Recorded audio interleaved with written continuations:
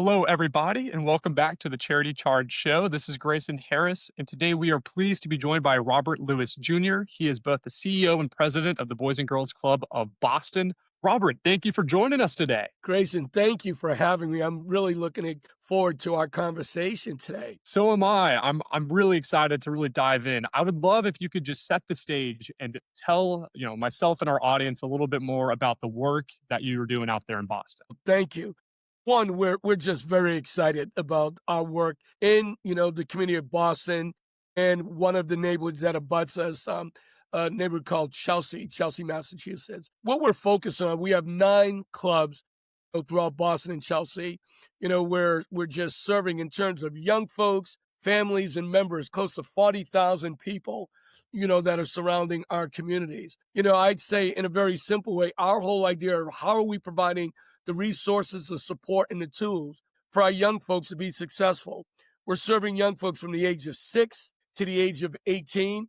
And we want to ensure that all of our young folks have the experiences. So when they leave our Boys and Girls Club, they are prepared with a plan. If it is to go on to college in higher ed, if it's to really think about if it's the trades, or if they're just, it's some and not totally sure, but that we're providing opportunities. And we do a lot of that work through our work around 3 key pillars: academic and education, really focused on reading, writing, and spelling. We're also looking at health and wellness, about the mental, emotional, physical well-being of our folks, while ensuring we're providing healthy food and healthy meals for our young folks and families.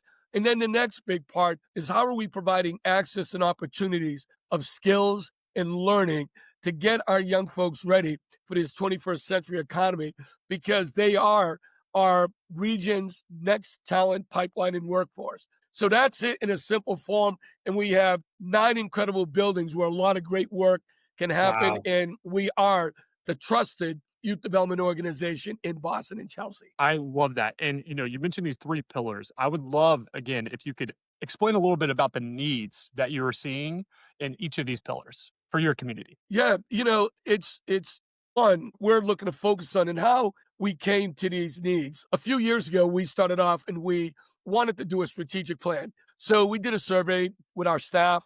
We did a survey, with partners and vendors, as well as to parents. And we took all this feedback and information. We did a couple of town hall meetings, Grayson, where we went out and we talked to parents about this. And what we were finding from the parents and from our staff, but even with some of the local data was showing, was that in particular young folks, and in particular young urban kids, weren't doing well in math and in writing and, and spelling. And what we realized that we needed to do is have much more of a focus, even though we are not a school. But we have to make sure we're supporting our young folks with those tools and skills and literacy and so many other factors for us, to be able to address. And a big part of our work, too, is how are we closing these gaps? The academic gap, the achievement gap, the wealth gap, the health gap. And what we're doing now is work with some incredible thought partners that are experts in the industry that are supporting our work happening in our clubs. The thing around health is a big one. And we all know since COVID, mental health has been a tsunami for young folks, urban, suburban, rural. It does not matter. White, Yeah. black, it just doesn't matter. What we realize is that because we have access to our young folks every day, how do we ensure we're making the investment? All of our clubs has a social worker, and it's important that we have a social worker that's able and available to help meet some of the social needs that our young folks have. But how do we do it in a way where our social workers are seen as the fabric of the staff, and not that all of a sudden, it's almost like you're going to a hospital or you're going to a health center. But we want them to know that that support is there. And we want to make sure that we're partnering with major health and, industries and entities in our surrounding community. And one of the fortunate things we have in Boston, we're recognized as having some of the greatest hospitals and health institutions in the world. And Yeah. how are we leveraging that? And one of the CEO of the Children's Hospital, which has been recognized as the number 1 or 2 children's hospital in America, sits on our board. So how are we leveraging that and ensuring every single day that our young folks get a healthy snack and a healthy meal, right? To ensure that our young folks, because if a young folks aren't eating healthy, how are you expected to do well in school or do well after school and others? So those are like key factors to us with so many things happening around social media, body shaming, all of those things. We Mm, need to take care of the emotional well-being of our folks. And then in the last entity is that, listen, we happen to be in a great region, right? In a great region that's looking for talent. The way we see it is, you know, one of the things in Boston, the business community, we have a lot of folks that come from around the country and around the world to come to Boston to go to college. And then our business community is hoping to retain folks that they stay here for the economy and for yeah. workforce. We have thousands of kids in Boston, thousands of kids that are our members. We want to invest in them right now. So at a very young age, we have, like our Ready to Work Academy, where our preteens are really learning certain skills, getting access because we want to get them ready and getting that mindset ready for Right. them to start thinking about, hey, I can work in a club, I can do community service, all of those things that are factors. And then as you get older, we have our Ready to Work University. And that university is really providing, again, it's real life work experience in our clubs, visiting companies or institutions to find out just around industries, because Mm, unfortunately, at times, all the young folks don't know all the opportunities that exist. And it's our role to ensure we do that. And then what I love is that we provide opportunities for folks to be employed mm, in internships, in jobs, at the clubs, outside the clubs, in businesses, in companies. Because again, if we want our young folks to succeed and we want our communities to succeed, we have to invest in their skills and their talent and getting them prepared. Overarching, even though we said that three different pillars, it's one holistic approach of ensuring that the young folks have all of the tools and the resources for them to, succeed. When every person leaves at 18, we want them to say, yes, they had a great experience. But the biggest thing, like I said at the beginning, and then what's their next step, right? mm. So even that's what our members, but we're on a whole recruitment surge right now. We want any and every young person in Boston and in Chelsea that if they feel they want to succeed and do well, we want them to consider the Boys and Girls Clubs is the place that will do all the preparation and everything they need to be successful young folks, but to be active citizens in the future. Incredible. I really was excited to set the stage in terms of the needs that you're seeing both in Boston and Chelsea, right?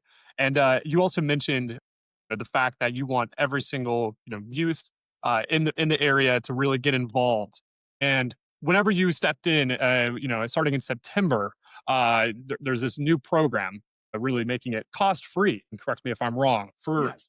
any youth to come and get involved within your programs. I would love if you could tell me a little bit more about that idea and why you viewed that as a necessary component of the programs. you know, there's a lot going on, and this was a great opportunity with my colleagues here. Also, we've been doing some work and helping to start a parent advisory group as well. There's so much that's going on, Grayson, in our country, and so Mm, much that's going on in our local community. We needed to figure out how did we do something that would support families and our members, and some of that was how do we release the financial burden that families did not have to think, am I going to spend these dollars on a membership or do I need to do food? Am I going to spend these dollars on a membership or I need to make sure I have money to take a Uber or a taxi or transportation to get to an appointment? mm, By doing this, it's a very simple thing.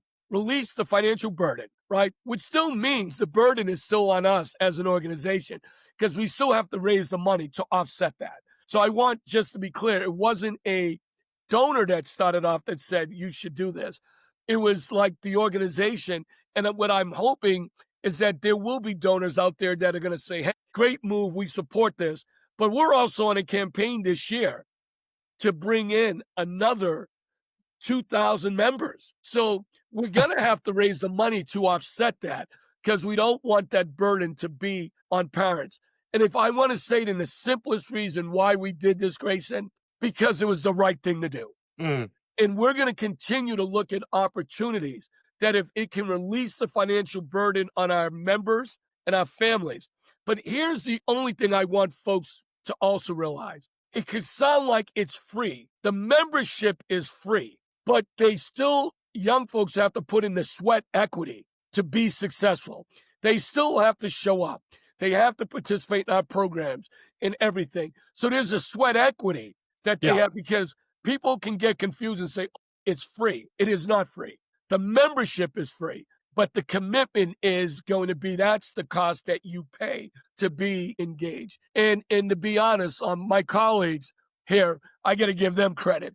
When they were saying, "Hey, Robert, we should announce this, go public on your LinkedIn," I don't know if I want to do that. And since I've been here 3.5 years, that decision has gotten more notoriety, more hits than anything, and we have seen it in the increase of our membership, at least over these last few months. And I believe that has something to do with it. But it's the right thing.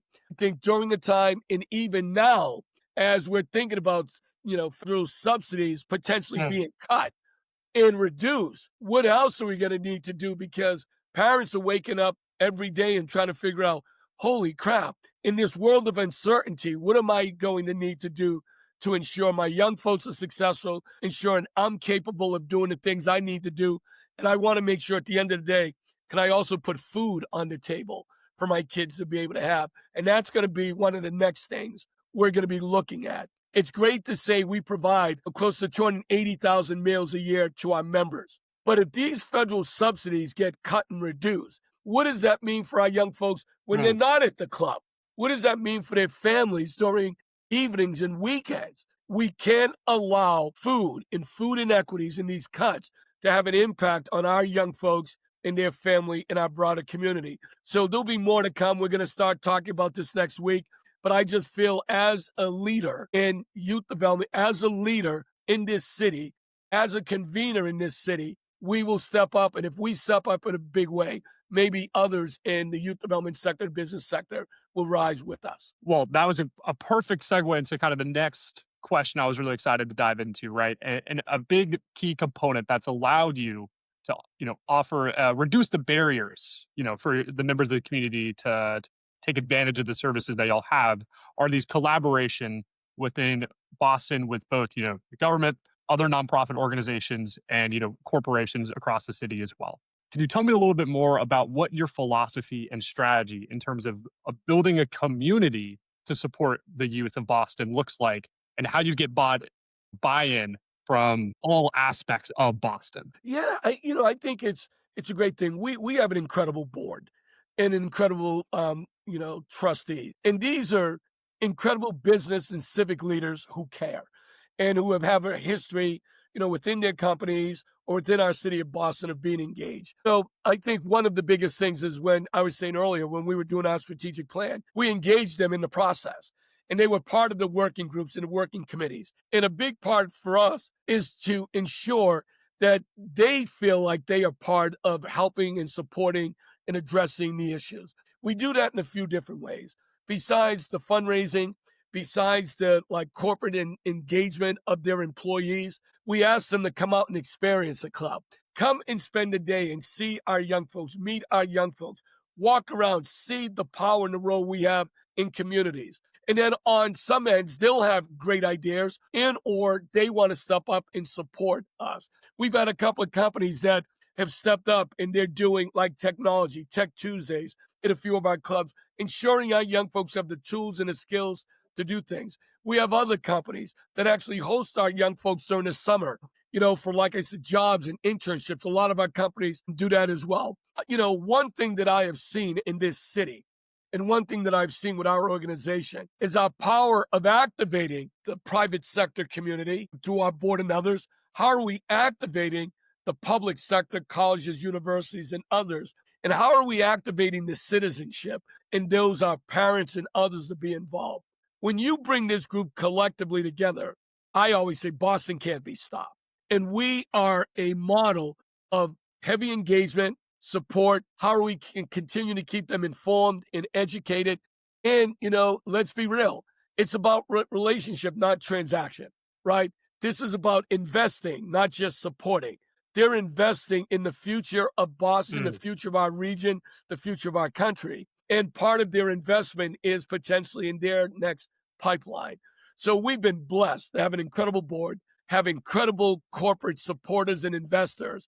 And the great thing about that is this is where we are now, but we're still at a moment that we still have to do a little bit more. So a lot of our work is how do we engage some that we haven't really engaged Mm, over the years? How do we engage some that have been, and do we take it to the next level? Because the needs really outrank the amount of money that we can raise. The needs are that much. So it is critically important for yeah. us. And we haven't really relied on government funding, but what we've relied on is government partnerships with our city and state representatives as well. Thank you for that answer. And for our nonprofit audience that's listening in there, and they're looking to enact some of these changes within their local communities as well. What would be, an action or a piece of advice that you would give them as they look to incorporate some of the successes that you've had?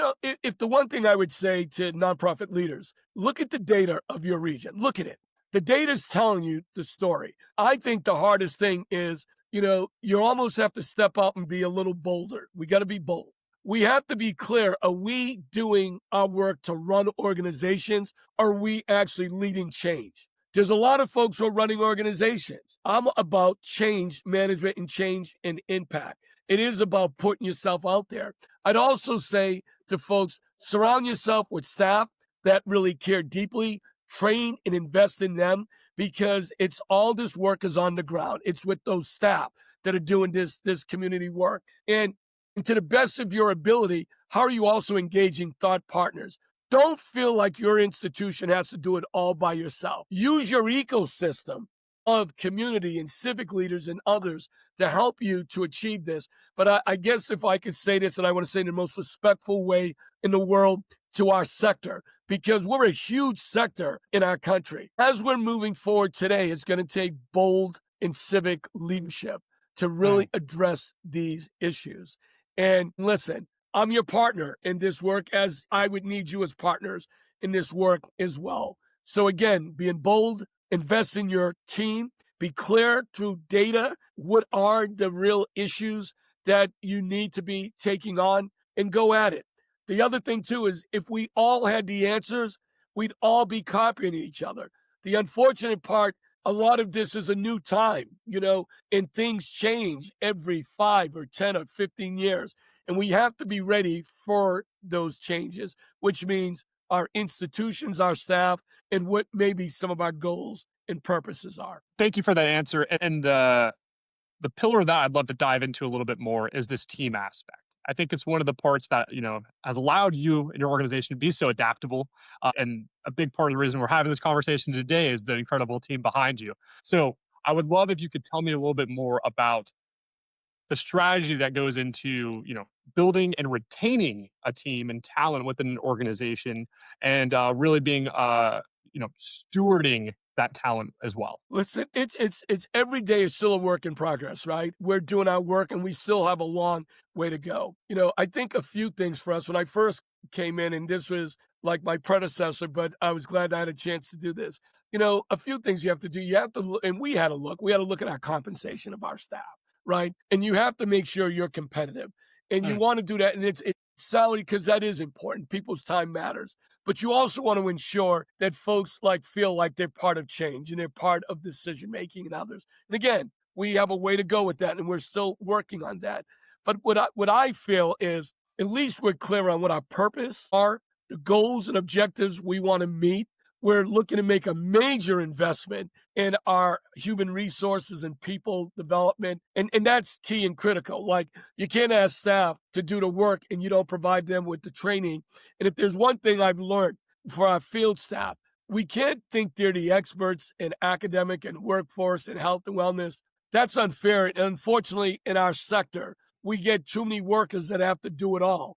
What we realize is that our workers and colleagues are great coaches, phenomenal mentors, and they're trusted advisors. And how do we leverage that in terms of our impact with our young folks? And then, as I said earlier, how do we partner with thought leaders and experts? I'd say the other thing that is critically important, and I start my meetings next week with all of our staff. Just go and listen. Just go and listen to the staff. as last night we finished our series of Thursday night meetings with our juniors and seniors at our clubs to hear from them as well.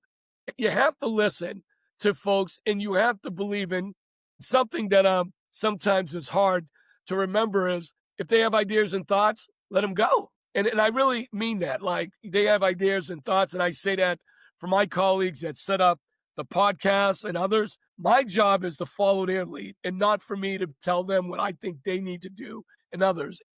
And that's a culture that I want to create because we actually want our young folks as they're leveraging their opportunity in the club, but when they leave the club to be citizens, we want them as active participants. And if we're not doing that now or investing in them now to do that, how are they going to know what to do when they leave our club? So your staff is the foundation of everything. And I'd say after the staff, the second thing we don't think about, but how do we make sure that our buildings, that we're making that investment in our buildings, in Mm, our facilities, because we want to make sure that nothing happens where we have to close up, right?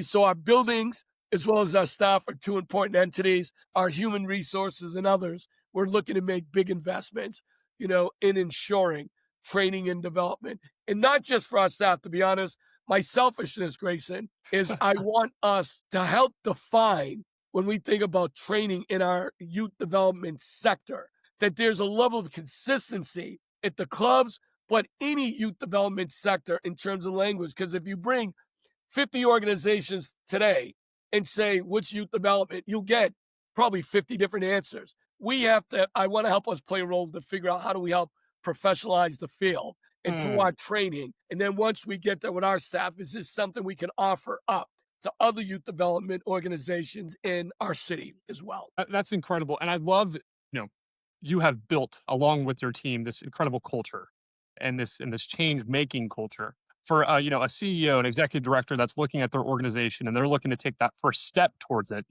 Maybe think back to 4 years ago whenever you stepped into this role. What would you say as well as a small piece of advice there that they could? I think the greatest thing for me is like within my first 6 to 9 months, I was just out talking to the staff, but also, let's be real, like doing observation too. Sometimes observing culture, how we do things, also observing parents that are coming into the building and things of that nature. Like, are they welcomed in the building? Mm, Others. And, then you start really talking to, and the great thing I feel blessed and fortunate is I live in the same city that our clubs are. So it's also great to be in community meetings and hearing the perspective or perceptions of what people have of our clubs or the knowledge sharings. I got to be honest, so much of what you're talking about, our marketing communications team has done a lot of great work because a lot of folks may have thought we were a drop-in center or like, mm, we did this and we did that and not realize for us, I feel like we're like this talent development pipeline. And there's yeah. so many other resources we provided, or that here's our strategy moving forward. So we wanted to shift the language and the narrative. And we did that by listening and being out, our messaging, the idea that I'm on this podcast to really help tell our stories and elevating the stories of what we needed to do. So again, I would say my guidance would be for anybody, get out there and listen, not just to your staff and those you serve, but the constituents in Mm, the area as well, because there's so much knowledge it'll share. And then how do you take one or two things that you're able and you're capable of implementing? It is all about your staff. And it is all about culture. We all know the reason why people leave companies sometimes is their supervisors or their culture. So the best you can do is ensure that your colleagues have the tools and the skills they need. And how do you create a culture that hopefully is going to inspire and excite people that they're going to want to wake up every day because it's all about the work and it's all about that mm. impact that we're looking to make. Well, speaking of that impact, what does the future bring for your organization? There's these conversations happening next week around a potential food insecurity within your community. What else are you looking towards? Adding 2,000 new, youth with the programs as well. What does the future bring? What excites me is we're starting to engage in a conversation. We have our executive board next week, and we're going to take 45 minutes and talk about the future. One, we're going to know things. We know academics are going to be clear. We know mental health, that's going to be a tsunami for the next 10, 15 years. So we know Mm, all of those things. I think for me, the biggest thing is I want to look at where are pockets of this city that we may not be serving young people and how do we get to serve them? But I want us to think differently about that. So if we have so much development going on, housing development, mm, business development in our city, and as a part of these business deals, a lot of these companies have to do community benefits. And what a lot of them have done in housing and others, they have built 5,000 square foot community space. So all of these great housing units in Boston have all this community space, but Grayson, what they don't have is programming. So I don't want to worry about that I have to do capital investment, but how are we ensuring that mm, we're reaching out in communities that we're not serving? How do we think about a service model that's different? How do we think about during the summer, besides service that we provide inside? Now, this isn't new. This is going back to something the club did years ago, but it could be newer to staff today. I remember back in the day when the clubs used to run programs at parks and playgrounds. Why not go back to doing some mm, of those things and serving where the young folks are? So, we're going to be putting out some street teams. So I want to engage more young folks. I think what I want to do is as we're moving forward is our staff are professionalized and certified in youth development in mm, industries, right? And that we become a training ground on a local and national level. I'm hoping that the public housing development see us as a model that we could be in every public housing development in the city. So a part of that is going to be our work and our impact, how we're telling the story, but how are we responding to major community needs? The last thing is, why do we have to equip our young folks with skills today? Because we have to get them ready for the next 5, 7, 8 years of these jobs that we have no idea what they're going to be, but we have to get ready for that. And some of that has to be how are we taking AI and like the knowledge of AI, mm, and how are we understanding the positive aspects of AI? Because AI is going to be so much a part of our future. So, what we can't be, and this happened in urban America years ago. When technology was taken off, inner cities in America were so far behind. So when they were catching up, technology was already in another level. I mm, want us to be in it and not to ever feel like we're having to catch up, but that we again could partner with experts in the industries and fields. And if there was one thing that I will hope that will happen over the years is that we're gonna figure out a way that a lot of this, and we're doing a job of this, and it's fortunate for the kids that are in our clubs. But how are we breaking down all this social isolation and all of this mental health and part of social media that is having a negative impact on our young folks? How can we maybe play a role in flipping? How does that have a positive impact, like on our community? So it's not what we're doing today, but I just think there's an opportunity in the future for us to be thinking more about being responsive to critical mm. needs as we're moving forward. Thank you for sharing that. And how can our community get more involved with your organization? I think the biggest thing, I mean, there's a couple of things that I believe that I'm going to say to the organization, but I'm going to really stay on involvement. We can send a person to the moon and back, but we don't cross the street to say hello to our neighbors. I think there almost has to be this thing of citizenship and Mm, civics and humanity. And what I mean by that is people just need to engage more with people. People need to be better citizens of their neighborhoods. And we want you to be a partner with us. But for me in a big way, and I believe this, sometimes how do you support and help our young folks if you're not doing it on your own block or your own neighborhoods? And sometimes I say, hey, tell me the name of 3 or 4 kids that live on your street. mm, Get to know them as well. So, and then what I think we can really figure out, get to know those young folks and then be our, referral source. Refer them to our clubs or refer families to our clubs. So I think this whole idea of citizenship and how are we as citizens more actively engaged collectively mm, together. Our work, yes, as an institution is to do so many things. But when we leave our work, we are citizens of our neighborhoods, citizens of our communities. And what I want to do is hopefully, as I said earlier, as our young folks leave us, we're creating some of Boston and Chelsea's most active citizens, most active leaders, really most active advocates moving forward. when we are able to look back in years to come and look at that, then we've known we've done a lot of tremendous work. The unfortunate part, people want you to evaluate your success at the age of 18 and 19. Sometimes you can't evaluate your success until they're 22, 25, or 30.